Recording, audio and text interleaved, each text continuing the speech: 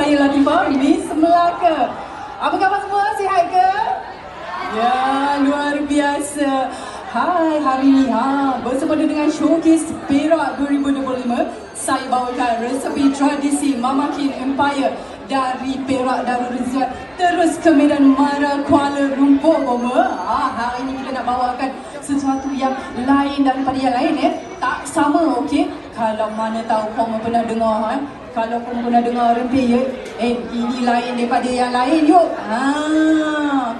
Teman nak bawakan satu produk yang lain daripada lain, iaitu rempeyek lobak merah. Pernah dengar ke?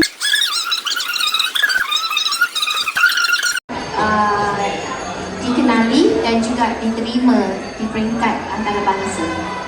Okey, sebagai seorang, saya pernah mempunyai pengalaman sendiri sebagai duta ataupun sebagai presenter kepada produk kecantikan antarabangsa New York Skin Solution.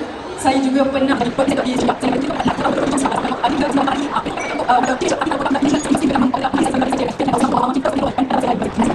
Duta ni supaya ada investors yang terlibat dan tertarik. Itu adalah satu mekanisme di mana syarikat perlu mempunyai background, orang kata profiling kepada duta-duta untuk mereka lebih memahami apakah kehendak syarikat tersebut. Sama ada prestasi atau potensi untuk berada di luar negara ataupun berdaya saing secara lokal, ya.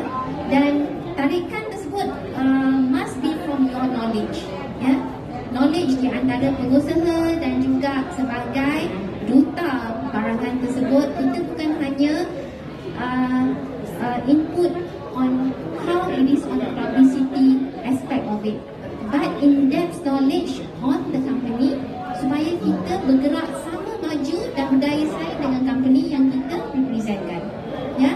Because masyarakat sekarang ataupun generasi sekarang lebih mengutamakan media sosial, tetapi one-to-one ability to attract business prospect are much more important daripada media sosial influential.